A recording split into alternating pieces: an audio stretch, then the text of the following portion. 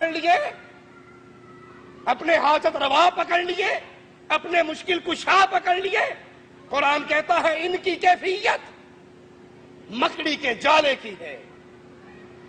اور دکھ سے بتانا پڑتا ہے اللہ کی قسم، جن مولویوں کے پیچھے چل کر یہ شرک کی دلدل میں گرتے ہیں وہ سب کچھ جانتے ہیں۔ توحید کے دلائل ان کے سامنے آیا ہے، قرآن کی آیات واضح ہیں، وہ سب کچھ جان کر دنیا کی زندگی کے 4 دن مزے کرنے کے لیے امت کو شرک کی دلدل میں گرا رہا ہے۔ یہ بات میں جذبات میں نہیں کہہ رہا۔ محمد میاں کھچوچوی انڈیا کا بہت بڑا مولوی ہے، لندن کے اندر ایک تقریر کرتا ہے، اس کانفرنس کا نام غوث اعظم کانفرنس ہے، اور اس کانفرنس میں بیٹھتے ہی وہ کہتا ہے کانفرنس کا نام کیا ہے؟ تو وہ جواب میں کہتے ہیں کہ جناب اس کانفرنس کا نام ہے غوث اعظم کانفرنس۔ کہتا ہے تم جانتے ہو غوث اعظم کا مطلب کیا ہے؟ غوث کا مطلب آسان میں یہ کروں، یہ میں اس کے الفاظ دہرا رہا ہوں، آسان مطلب فریاد رس ہے، غوث فریاد رس، غوث اعظم سب سے بڑا فریاد رس۔ کہا سب سے بڑا فریاد رس کون ہے؟ اللہ۔ جب سب سے بڑا فریاد رس اللہ ہے تو تمہیں کس نے حق دے دیا کہ تم ایک آدمی کو غوث اعظم کہو؟ مَا لَكُم مِّن دُونِ اللَّهِ مِن وَلِيٍّ وَلَا نَصِيرٍ، اللہ کے علاوہ کوئی مددگار نہیں ہے۔ اس آیت سے ثابت ہوا اللہ کے علاوہ کوئی غوث اعظم نہیں ہے۔ اب تم نے غیر اللہ کو غوث اعظم کہا، تم شرک میں چلے گئے، تم مشرک ہو گئے۔ جو اللہ کے علاوہ کسی کو غوث اعظم کہے وہ مشرک۔ قرآن کی آیت پڑھی، کھچوچوی صاحب نے قرآن کی آیت پڑھی اور پڑھ کے کہا اس آیت کی روشنی میں جو اللہ کے علاوہ کسی کو غوث اعظم کہے وہ مشرک ہے، اللہ کے علاوہ کسی کو فریاد رس کہے مشرک ہے، غریب نواز کہے مشرک ہے، بندہ نواز کہے مشرک ہے۔ وہ پورا مجمع بریلویوں کا حیران ہونے لگ گیا کہ یہ ہمارا مولوی اس لائن پہ کیسے چل پڑا۔ ان کو جیسے سانپ سونگ گیا، خاموش ہو کر سن رہے بھئی، لو بھئی ایک اور گیا، پورا اپنا بیان کیا اور شرک کے خلاف یہ ساری باتیں کہی کہ جو اللہ کے علاوہ کسی اور کو پکارتا ہے، مشکل کشا کہتا ہے، حاجت روا کہتا ہے، وہ مشرک ہے۔ جب مجمع پورے سکوت میں آ گیا تو رک کر کہنے لگا اب تک میں جو بک رہا تھا، اب تک میں جو بک رہا تھا وہ اس آیت کی جاہلانہ تفسیر تھی۔ یہ جشن ہے جس کا اعلان جشن غوث اعظم کے نام سے کیا گیا ہے۔ یہ غوث اعظم کانفرنس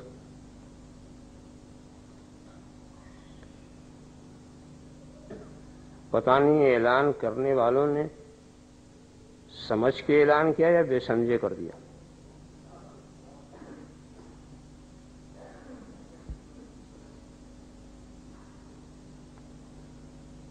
پہلے آپ نے کچھ سمجھا بھی کہ غوث کے معنی کیا، اور آپ کس کا جشن منا رہے ہیں؟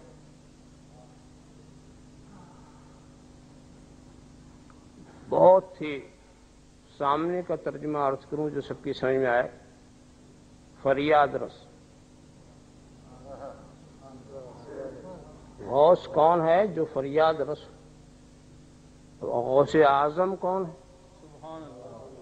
جو سب سے بڑا فریاد رس۔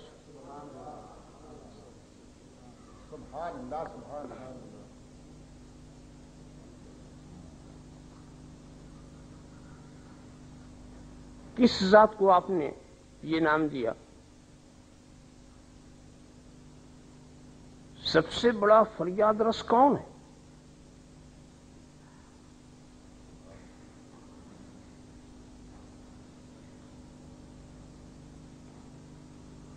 یہ عنوان سوچتے وقت کیا قرآن کریم کی یہ آیت آپ کے سامنے نہیں آئی؟ وَمَا لَكُم مِّن دُونِ اللَّهِ مِن وَلِيٍّ وَلَا نَصِيرٍ، تمہارے لیے اللہ کے سوا نہ کوئی مددگار ہے نہ کوئی ولی۔ یہ محکم ہے، اس میں کوئی اشتباہ نہیں۔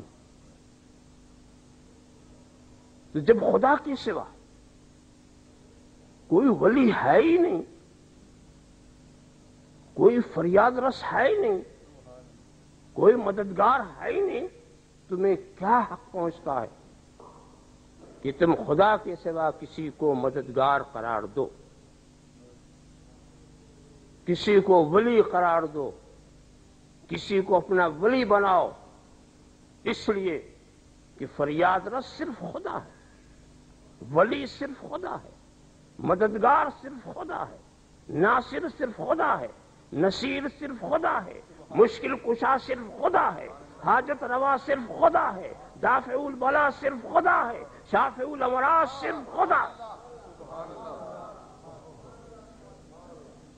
جب صرف خدا ہے تو غوث اعظم بھی وہی ہے، سب سے بڑا فریاد رس بھی وہی ہے، اور جب سب سے بڑا فریاد رس وہی ہے تو خدا کے سوا کسی کو غوث کرنے کا تمہیں حق کیا؟ خدا کے سوا کسی کو مددگار بنانے کا حق کہاں سے مل گیا؟ خدا کے سوا کسی کو حاجت روا کہنا، خدا کے سوا کسی کو مشکل کشا کہنا، خدا کے سوا کسی کو دافع البلا کہنا، خدا کے سوا کسی کو شافع الامراض کہنا، خدا کے سوا کسی کو بندہ نواز کہنا، خدا کے سوا کسی کو غریب نواز کہنا، تمہیں حق کیا ہے؟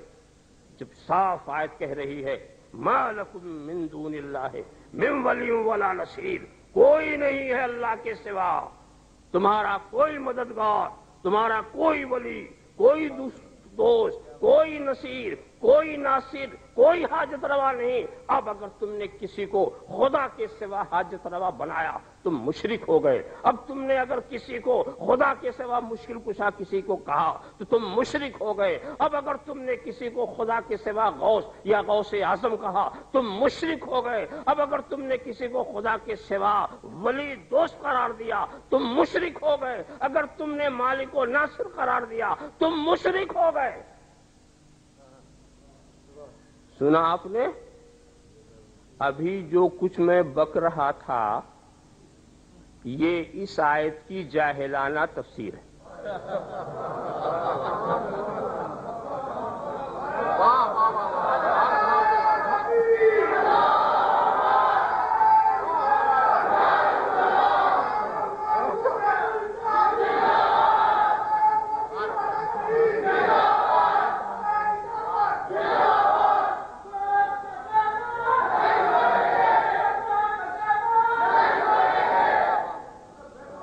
لا حول ولا قوة الا باللہ۔